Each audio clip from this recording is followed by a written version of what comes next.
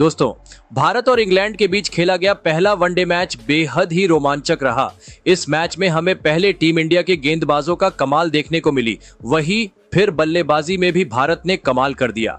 जी हां दोस्तों, इस वीडियो में हम आपको इस मैच की पूरी हाइलाइट्स बताएंगे, तो इस वीडियो को अंत तक जरूर देखें।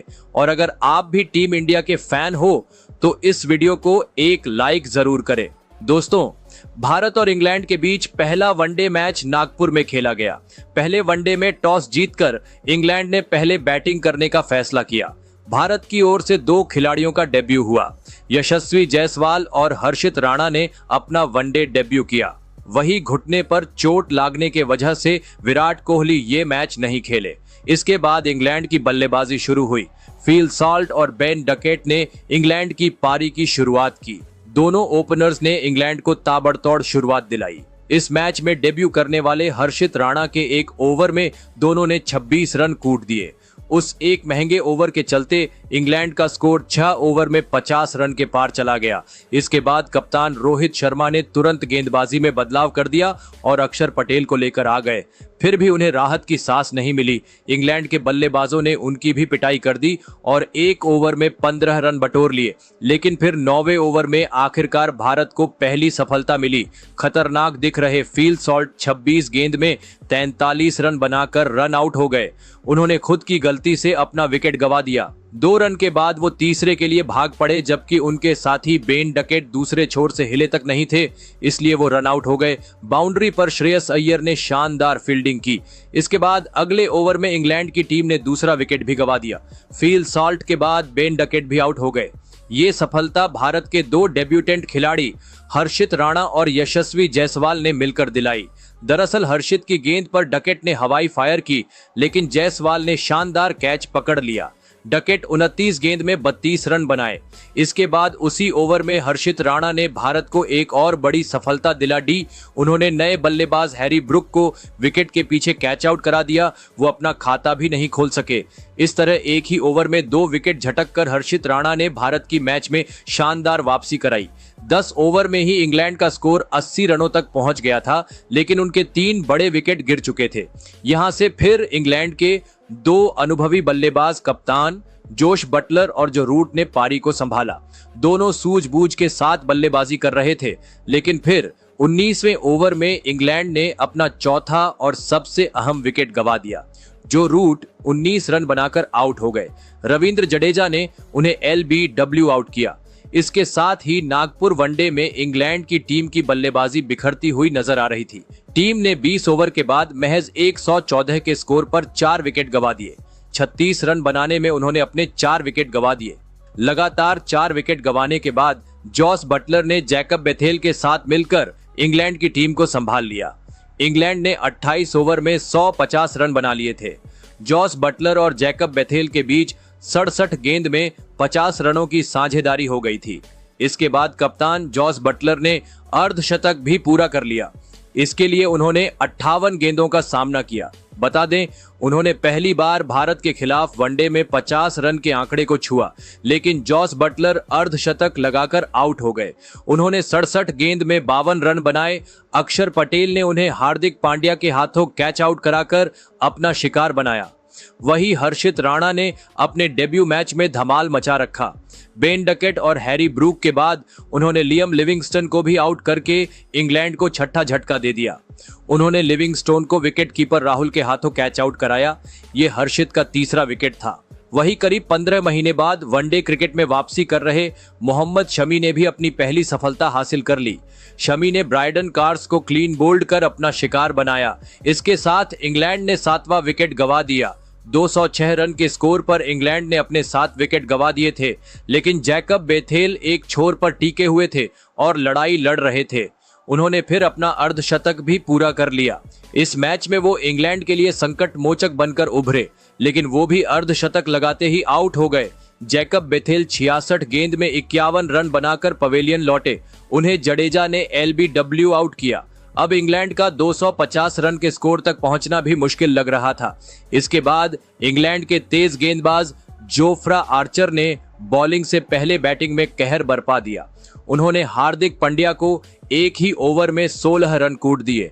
उन्होंने पंड्या के खिलाफ 44वें ओवर के दौरान 2 चौके और 1 छक्का लगाया, लेकिन इसके बाद जडेजा ने 47वें ओवर में आदिल रशीद को क्लीन बोल्ड कर अपना तीसरा शिकार बनाया। इसके साथ इंग्लैंड की टीम 9वां झटका लग गया। चैंपियंस ट्रॉफी से पहले रविंद्र जडेजा रंग में लौटते हुए नजर आए। इसके बाद कुलदीप यादव ने शाकिब महमूद को स्टंपिंग आउट कर इंग्लैंड को 48वें ओवर में ऑल आउट कर दिया। इस तरह इंग्लैंड की टीम नागपुर वनडे में 248 रनों पर ढेर हो गई। इस मैच में रविंद्र जडेजा और हर्षित राणा का दबदबा रहा। दोनों ने इस मुकाबले में 3-3 विकेट चटकाए। भारतीय टीम को 249 रनों का लक्ष्य मिला। इसे चेज करने के लिए टीम इंडिया के ओपनर यशस्वी जायसवाल और रोहित शर्मा उतरे। इंग्लैंड के दोनों तेज गेंदबाज जोफ्रा आर्चर और शाकिब महमूद ने काफी कसी हुई गेंदबाजी की। इसके बावजूद जायसवाल ने शुरुआत में कुछ अच्छे शॉट्स लगाए। उन्होंने 3 चौके जड़कर 15 रन बना लिए थे, लेकिन दूसरी छोर पर रोहित शर्मा स्ट्रगल करते हुए दिख रहे थे, जिस वजह से पूरा दबाव जायसवाल पर आ रहा था। फिर दबाव के चलते जायसवाल 5वें ओवर में आउट हो गए। जायसवाल 22 गेंद में 15 रन बनाकर जोफ्रा आर्चर का शिकार हो गए। आर्चर ने उन्हें विकेट कीपर के हाथों कैच आउट कराया। इसके साथ ही टीम इंडिया को 19 के स्कोर पर पहला झटका लग गया। इसके बाद उम्मीद थी कि कप्तान रोहित टीम को दबाव से निकालेंगे, लेकिन रोहित ने एक बार फिर निराश किया। रोहित शर्मा का खराब फॉर्म आज भी जारी रहा। 7 गेंद खेलने के बाद रोहित एक लूज शॉट खेलकर सिर्फ 2 रन बनाकर चलते बने और इस बात ने गंभीर को काफी गुस्सा दिला दिया था। इसकी पूरी वीडियो की लिंक आपको हमारे टेलीग्राम चैनल पर मिल जाएगा, जिसकी लिंक डिस्क्रिप्शन में है। 19 रन के स्कोर पर लगातार 2 विकेट गंवाने के बाद टीम इंडिया मुश्किल में आ गई थी। वहीं श्रेयस अय्यर बैटिंग के लिए आए तो उन पर शॉर्ट बॉल से अटैक करने की कोशिश हुई, लेकिन उन्होंने काउंटर अटैक करते हुए आर्चर को बैक टू बैक 2 छक्के जड़ दिया और इंग्लैंड को यह मैसेज दिया कि वो शॉर्ट गेंद से डरना नहीं वाले। इसके बाद इंग्लैंड ने शॉर्ट गेंद डाली ही नहीं, यहां से श्रेयस अय्यर और शुभमन गिल ने शानदार बल्लेबाजी की। 10 ओवर के बाद भारत ने 2 विकेट के नुकसान पर 71 रन बना लिए थे। अय्यर और गिल ने काउंटर अटैक कर दिया, जिसके बाद इंग्लैंड दबाव में आ गया। 2 विकेट गंवाने के बावजूद भारतीय टीम 6 से ज्यादा की रन रेट से रन बना रही थी। तेज गेंदबाजों की पिटाई के बाद भारत ने भी गेम को धीमा करने के लिए स्पिनर्स लगाए थे और अब इंग्लैंड भी वही कर रहा था, लेकिन श्रेयस अय्यर ने स्पिनर्स को भी दिया। हर एक ओवर में अय्यर छक्का या चौका लगा रहे थे, वही शुभमन गिल बस उनको स्ट्राइक देने का काम कर रहे थे। श्रेयस अय्यर ने इस मैच में तहलका मचा दिया और देखते ही देखते तूफानी 50 ठोक दी। अय्यर ने महज 30 गेंदों में अर्धशतक पूरा कर लिया। उनकी इस ताबड़तोड़ पारी की बदौलत भारत ने 14 ओवर में ही 100 रन पूरे कर लिए थे। श्रेयस अय्यर की पारी ने इंग्लैंड को पूरी तरह बैकफुट पर भेज दिया। आर्चर के बेहतरीन स्पेल पर पानी फिरता नजर आ रहा था, लेकिन फिर जेकब बेथेल को जिस काम के लिए लाया गया था उन्होंने वो कर दिया। खतरनाक दिख रहे श्रेयस अय्यर को उन्होंने LBW आउट कर दिया। श्रेयस अय्यर 36 गेंदों में 59 रनों की मैच टर्निंग पारी खेलकर आउट हुए। यहां से इंग्लैंड के लिए वापसी का रास्ता खुल सकता था, लेकिन अक्षर पटेल ने सारे रास्ते बंद कर दिए। बाएं और दाएं हाथ की जोड़ी बरकरार रखने के लिए अक्षर पटेल को KL राहुल के ऊपर प्रमोशन दिया गया और भारत को इसका फायदा भी मिला। अक्षर ने आते ही इंग्लैंड के गेंदबाजों को धोना शुरू कर दिया। आदिल राशिद और जेकब बेथेल दोनों को अक्षर धो रहे थे। वही इसके बाद शुभमन गिल ने भी अपने हाथ खोलने शुरू कर दिए। वही फिर उप कप्तान शुभमन गिल ने 60 गेंदों में अपना 50 पूरा किया। इसके लिए उन्होंने 7 चौके लगाए। अक्षर के साथ वो 50 रनों की साझेदारी भी पूरी कर चुके थे। खराब शुरुआत के बाद गिल लगातार 2 बेहतरीन साझेदारियों का हिस्सा बने। गिल और अक्षर ने इंग्लैंड को विकेट के लिए तरसा के रख दिया था। इसके बाद 30वें ओवर में ही भारत ने 200 रनों का आंकड़ा भी छू लिया। 50 लगाने के बाद तो गिल और खतरनाक बल्लेबाजी करने लग गए। वो इंग्लैंड के गेंदबाजों को बड़े आसानी से धो रहे थे। वही श्रेयस अय्यर और शुभमन गिल के बाद अक्षर पटेल ने भी अर्धशतक जड़ दिया। उन्होंने इसके लिए 46 गेंदों का सामना किया। गिल के साथ शतकीय साझेदारी पूरी करके उन्होंने भारत को जीत के करीब पहुंचा दिया। इस मैच में गिल को छोड़ दें तो हर बल्लेबाज अर्धशतक पूरा करते ही आउट हुआ। अक्षर का नाम भी उसी लिस्ट में शामिल हो गया।